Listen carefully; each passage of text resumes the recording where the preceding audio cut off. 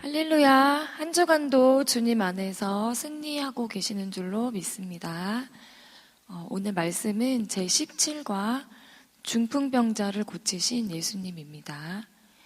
오늘의 말씀은 마가복음 2장 1절로 12절의 말씀입니다.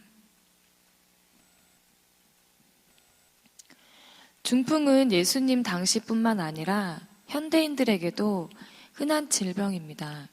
현대의학에서는 뇌졸중이라고 부르는데 최근 중풍으로 치료받는 사람들이 점점 늘고 있습니다.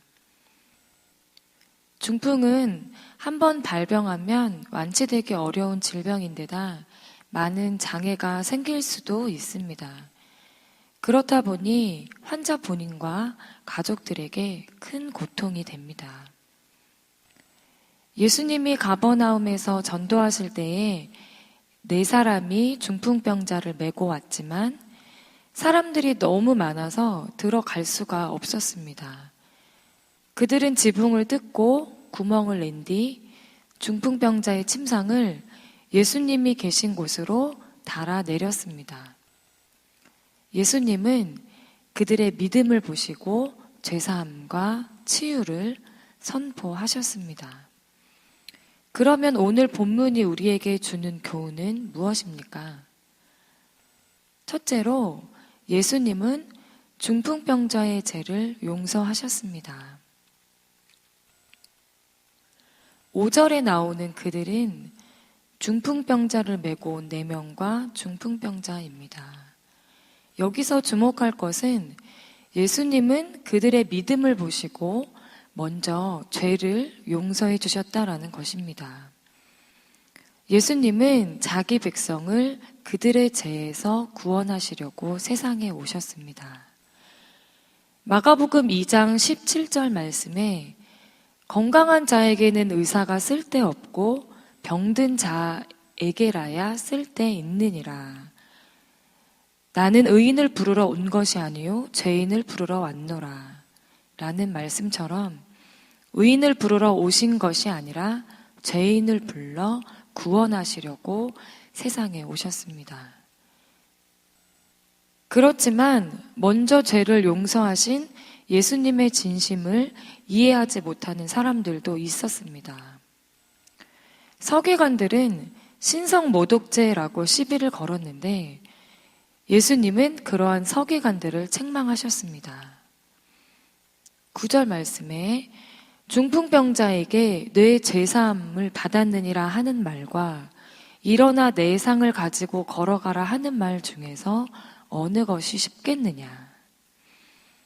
이처럼 예수님은 육신의 질병을 치유하는 일보다 죄사함과 영혼 구원을 더 소중히 여기셨습니다. 둘째로 예수님은 중풍병자의 질병을 고쳐주셨습니다. 중풍병자의 죄를 용서하신 예수님은 육신의 질병도 치료하셨습니다. 내가 내게 이르노니 일어나 내 상을 가지고 집으로 가라 라는 말씀에는 예수님의 거듭되는 치료 명령이 담겨 있습니다. 예수님은 일어나 상을 가지고 집으로 가라고 말씀하시므로 완전한 치료와 능력을 확증하는 선언을 하셨습니다. 예수님은 공생애 중 크게 3가지 사역을 하셨습니다. 첫째는 가르치셨습니다. 둘째는 천국 복음을 전하셨습니다. 셋째는 모든 병과 약한 것을 다 고치셨습니다.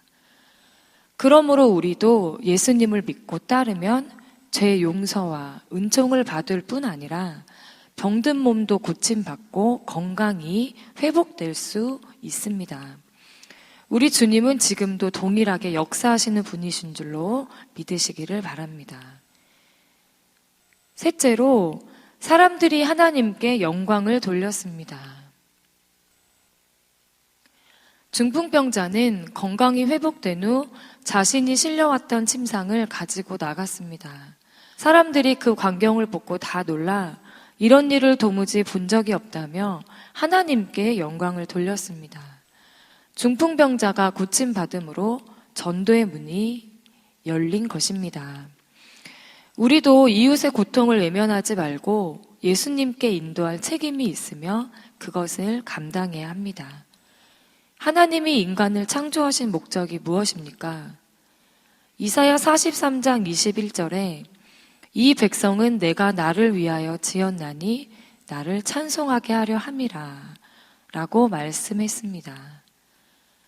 그렇지만 헤롯 왕은 교만하여 하나님께 영광 돌려야 할 것을 자기가 대신 받다가 하나님의 심판을 받아 비참하게 죽었습니다.